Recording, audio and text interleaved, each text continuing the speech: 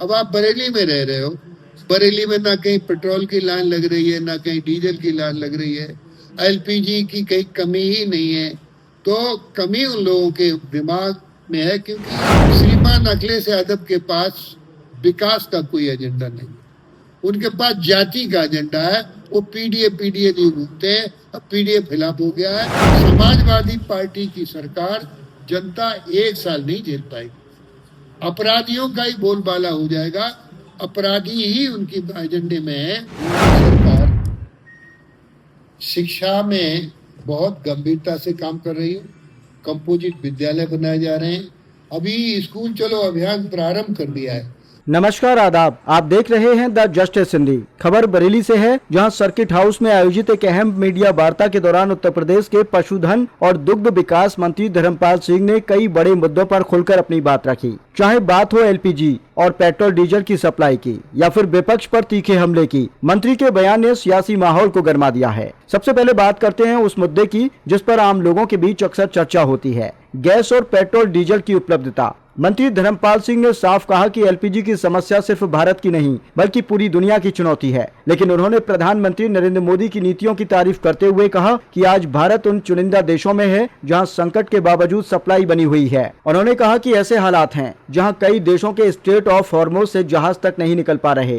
लेकिन भारत का तिरंगा लहराते हुए जहाज लगातार वहां से पेट्रोल डीजल और एलपीजी लेकर आ रहे हैं। यही वजह है कि उत्तर प्रदेश में कहीं भी कोई बड़ी किल्लत देखने को नहीं मिल रही है। मंत्री ने खास तौर पर बरेली का जिक्र करते हुए कहा कि यहाँ न तो पेट्रोल की लंबी लाइनें हैं, न ही डीजल के लिए, और न ही गैस की कोई भारी कमी है। उन्होंने कहा कि जो लोग कमी की बात कर रहे हैं वो सिर्फ अफवाह फैला रहे हैं। इसके बाद मंत्री ने विपक्ष, खासकर समाजवादी पार्टी के नेता अखिलेश यादव पर सीधा हमला बोला। उन्होंने कहा कि अखिलेश यादव के पास विकास का कोई एजेंडा नहीं है, इसलिए वो सिर्फ जातीय राजनीति कर रहे हैं। पीडीए की राजनीति पर तंज कसते हुए उन्होंने कहा कि ये पूरी तरह फ्लॉप हो चुकी है। मंत्री ने दावा किया कि साल 2027 में एक बार फिर सीएम योगी आदित्यनाथ के नेतृत्व में उत्तर प्रदेश में प्रचंड बहुमत की सरकार बनेगी।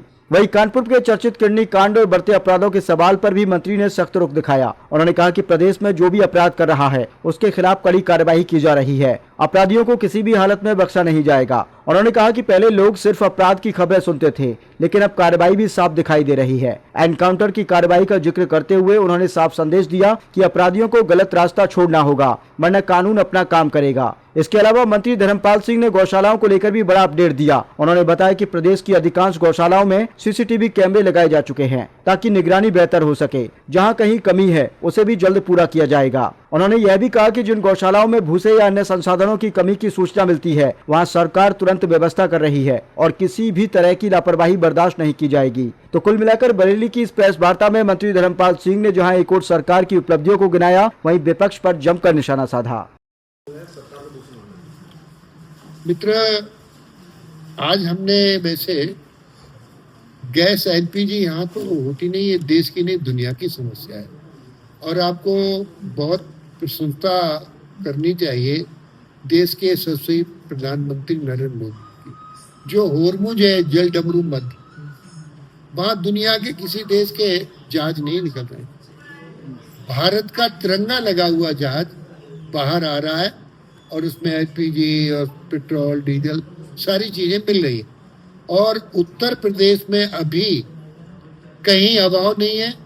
जो लोग प्रोपोगंडा बनाकर, अब आप बरेली में रह रहे हो, बरेली में ना कहीं पेट्रोल की लाइन लग रही है, ना कहीं डीजल की लाइन लग रही है, एलपीजी की कहीं कमी ही नहीं है। तो कमी उन लोगों के दिमाग में है, क्योंकि श्रीमान अखिलेश यादव के पास विकास का कोई एजेंडा नहीं, उनके पास जाति का एजेंडा है। वो पीडीए नहीं घूमते हैं, अब पीडीए खिलाफ हो गया है। 2027 में माननीय मुख्यमंत्री योगी आदित्यनाथ जी के नेतृत्व में प्रचंड बहुमत की सरकार बनेगी। यह है आपके जवाब का उत्तर। कानपुर किडनी कांड के मामले में कहा कि इसमें सरकार शामिल है।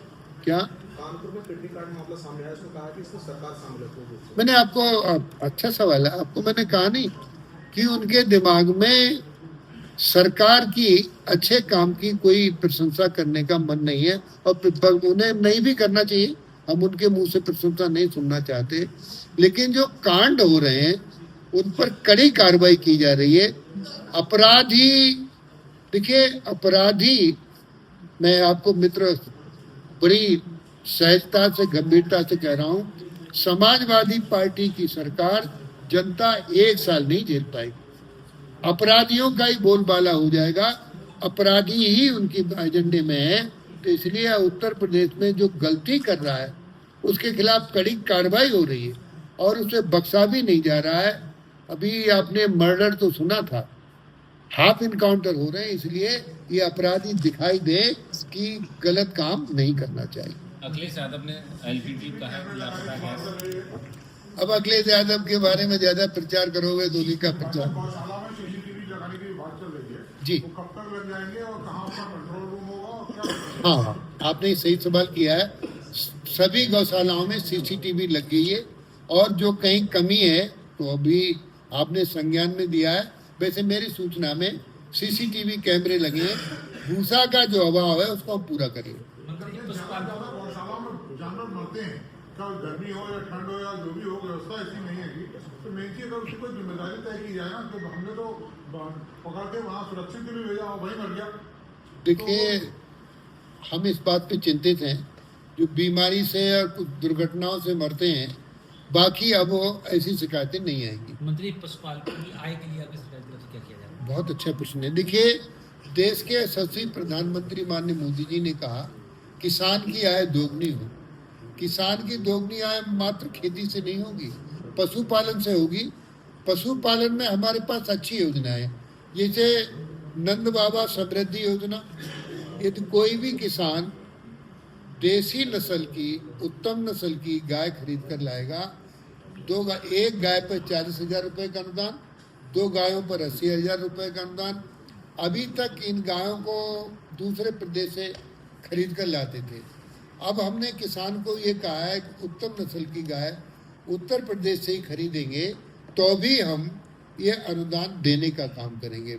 दूसरा, नंदिनी कृषक समृद्धि योजना में 25 गायों की स्कीम है, 64 लाख रुपए की। इसमें 32 लाख रुपए का अनुदान है और इसे हम 10 गायों तक ले जाने का काम कर रहे हैं। हमारे पास लघु पशुओं में भी अच्छी योजनाएं हैं, जैसे डेयरी इंडस्ट्री में तमाम योजनाओं के बारे में मैंने बताया। अब लघु पशुओं में मुर्गी पालन में है, 1 करोड़ तक की स्कीम है, इसमें 50 लाख 50% का अनुदान है। बकरियों भी, बकरी का दूध भी, जैसे बकरी अच्छी पत्ती खाती है और मेडिकेट दूध होता है उसका, तो 10 बकरी 1 बकरा 1,70,000 की स्कीम है। इसमें 90% का अनुदान है, मात्र 17,000 रुपये खर्च करने पड़ेंगे। सुअर पालन, बकरी पालन, भेड़ पालन, हमारा विभाग दूध के साथ मांसाहारी विभाग है, थोड़ा सा इस पर भी हम अच्छा काम कर रहे हैं। और ये पशुपालन की एक स्कीमें अच्छी हैं लघु पशुओं में। तो ये जैसे भेड़ पालन में ये ऊन का काम बहुत अच्छा है, इसमें भी बहुत बड़ी छूट है। सुअर पालन में भी बहुत बड़ा अच्छा अनुदान है। तो ये किसान की दोगुनी आय करने के उपक्रम है। मंत्री जी, पंचायत चुनाव को लेकर लगातार देरी की जा रही है, आखिर क्या वजह है, क्यों नहीं पंचायत चुनाव कराया जा रहा है? पंचायत चुनाव कराने को सरकार तैयार बैठी है, जैसी आदेश होगा सरकार चुनाव करेगी। सर, एक चीज और देखने को मिल रही है, लगातार जो प्राइवेट स्कूल हैं इनकी मनमानी लगातार सामने आ रही है। फीस तो बढ़ा ही रहे हैं, साथ में इनका एक नेक्सस भी चल रहा है ताकि ड्रेस, स्कूल के तमाम जो चीजें हैं वो कॉपी किताबें हैं वो इतनी महंगी हैं कि पहले क्लास की कॉपी किताबें की बात की जाए तो 10-10 हज़ार रुपए की बच्चों की किताबें दी जा रही, फर्स्ट क्लास की। इस प्रकार से लगातार ये लोग लूट रहे हैं या लूटने का ही धंधा कहेंगे, तो इस पर सरकार किस प्रकार नियंत्रण करेगी या कोई ठोस कदम उठाने जा रही है? देखिए, योगी सरकार शिक्षा में बहुत गंभीरता से काम कर रही है। कंपोजिट विद्यालय बनाए जा रहे हैं, अभी स्कूल चलो अभियान प्रारंभ कर दिया है। और अब उत्तर प्रदेश में बेसिक शिक्षा में बहुत सुधार किए गए। यह कंपोजिट विद्यालय में इंग्लिश की पढ़ाई भी हो रही है और कॉन्वेंट स्कूलों की तरह प्राथमिक विद्यालयों की वेशभूषा भी कर दी है। प्राथमिक विद्यालय में हम शिक्षा में अच्छी पढ़ाई भी देने का काम कर रहे हैं। माननीय मोदी जी ने कहा कि अब हजूर के बेटे भी हजूर नहीं होंगे, हम ऐसी शिक्षा पद्धति लाएंगे कि मजूर के बेटे भी हजूर हों। तो माननीय मुख्यमंत्री योगी आदित्यनाथ जी माननीय प्रधानमंत्री मोदी जी के सपनों का उत्तर प्रदेश बने। स्वास्थ्य में, शिक्षा में, सुरक्षा में उसी तरीके से काम कर रहे हैं। अब उत्तर प्रदेश में भी मजूर के बेटे हजूर बनेंगे, अच्छी पद्धति में। सर शिक्षा माफिया पे बात हो रही है, शिक्षा माफिया हाँ, पे। शिक्षा देखिए ऐसा सर, फीस स्ट्रक्चर कब सुधार हुआ? वो फी बच्चे को, विद्यार्थी को, माँ बाप को रुला देते। फीस स्ट्रक्चर, नहीं बात आपकी गंभीर है, मैं सहमत हूँ।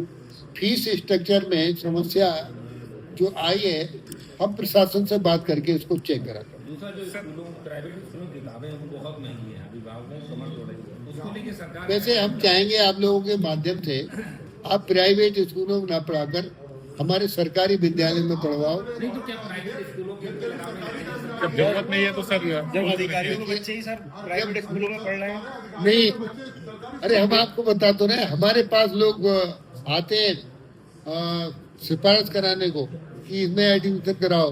हम कहते हैं हमारे प्राइवेट स्कूल में ना पढ़ा के सच में सरकारी स्कूलों में योग्य टीचर है, एनईटी जी सारे, मतलब जो बहुत अच्छी योग्यता के साथ पढ़ाई हो रही है। और आपने जो कहा है, हम जिलाधिकारी से बात करके इसकी चिंता करें। सर सर, स्मार्ट ये- सिटी में तमाम योजनाएं हैं इस शहर के अंदर, लेकिन उसे जनता का फायदा नहीं मिल पाया आज तक। जो भी लेके आए हैं प्लान, जो भी लेके आए, जैसे स्काई वॉक है, इसके साथ में और मार्केट भी लेके आए हैं, लेकिन आज तक एक्टिव नहीं हुआ। करोड़ों रुपए बर्बाद हो गए इसमें। जांच करवाएंगे? देखिए, निश्चित रूप से ऐसी व्यवस्था है, कोई भी जांच प्रक्रिया से बच नहीं पाएगा और जो गलती करेगा उसके खिलाफ कड़ी कार्रवाई की जाएगी। हम ऐसा है, सपा, बसपा, कांग्रेस एक ही सिक्के के पहलू हैं। ये सब इनके पास विकास नहीं है, विनाशी है। धन्यवाद।